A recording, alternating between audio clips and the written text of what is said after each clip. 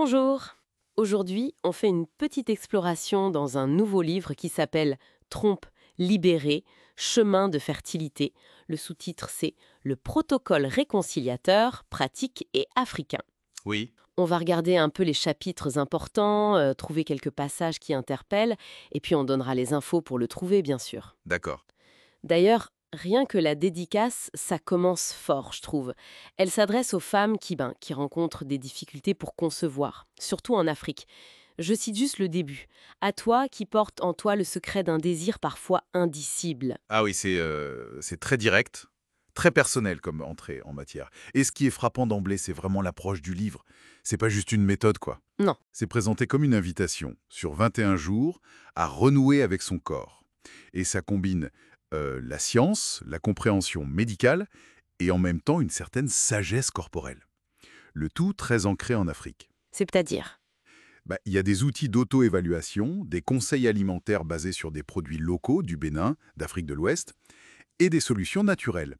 Il cite par exemple les produits de Forever Living, mais pas que. L'idée, c'est vraiment de relancer un dialogue avec son corps. Sans promettre la lune, hein, mais avec bienveillance. D'accord, je vois.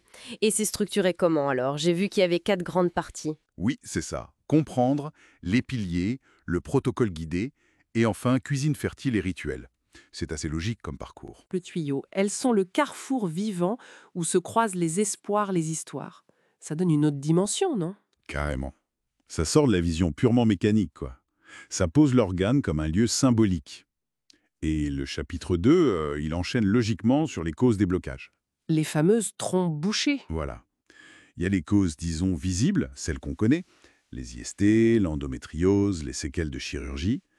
Mais le livre insiste beaucoup sur ce qu'il appelle les causes invisibles. Ah oui, c'est-à-dire? Le stress chronique, par exemple, les mémoires émotionnelles, les traumatismes, et même l'héritage familial transgénérationnel.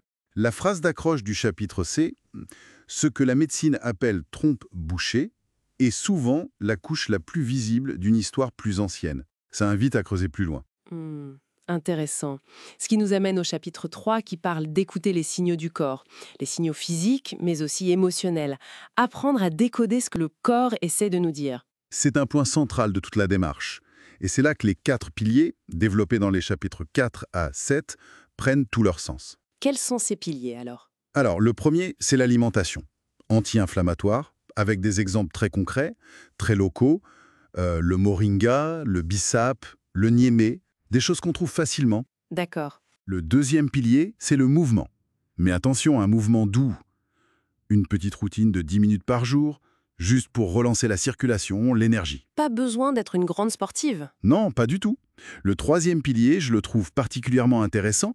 Il s'agit de pacifier le système nerveux et de travailler sur les tissus cicatriciels, avec des automassages, des techniques de relaxation. Et le dernier? Le quatrième, c'est la réconciliation émotionnelle. Là, il propose des outils concrets, comme écrire une lettre à son utérus par exemple. C'est vraiment une approche qui prend tout en compte. Le corps, l'esprit, les émotions. Une approche holistique, en quelque sorte. Et le chapitre 8 parle de compléments alimentaires, c'est ça? J'ai vu Forever Living mentionné. Oui, il aborde certains produits comme la gelée royale, la propolis, le pollen, l'aloe vera, en expliquant leurs potentiels bienfaits dans ce contexte, mais aussi des plantes locales spécifiques. Et il fait référence à certaines études. Comme celle sur la propolis et l'endométriose. Exactement. Il mentionne une étude qui aurait montré des résultats positifs sur les taux de grossesse. C'est un mélange pragmatique entre des produits connus et des ressources du terroir, si on veut. Et après ces bases, on arrive au protocole lui-même. Voilà, le cœur du livre, c'est ça.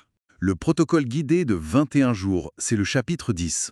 Il y a une phase de préparation avant, au chapitre 9, et ce protocole est vraiment fait pour être suivi au jour le jour.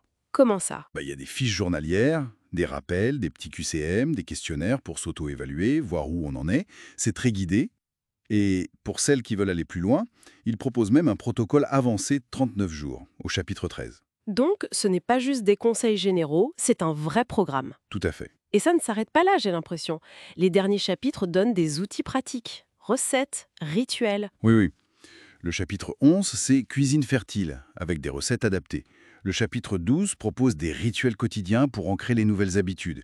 Et puis, il y a un bilan de sortie, une sorte de boîte à outils pour continuer après les 21 ou 30 jours. C'est pensé sur la durée. Donc si on résume, le message de Trompe Libéré, ce n'est pas une baguette magique. Ah non, pas du tout. C'est plus une invitation, comme le dit l'introduction. Ce protocole, c'est une invitation à faire de ta fertilité non plus un combat, mais un dialogue. Un dialogue avec son corps, une réconciliation, adaptée au contexte africain. C'est exactement ça. Une démarche personnelle bienveillante. Et pour les personnes que ça intéresse, les dates de sortie sont annoncées. Ah oui, important. La version Kindle, elle, sera dispo très vite, dès le 7 juillet 2025. Et pour la version papier, il faudra attendre un tout petit peu plus. Elle arrive au plus tard le 25 juillet 2025. D'accord, c'est noté. Kindle le 7 juillet, papier au plus tard le 25 juillet. Et pour finir, peut-être une dernière phrase du livre, j'ai trouvé celle du mot final assez belle. Ah oui, laquelle? Rappelle-toi, le véritable changement naît de l'alliance entre la connaissance, la confiance, la patience et l'amour de soi. Ça laisse matière à réflexion. Tout à fait. Une belle synthèse de l'esprit du livre.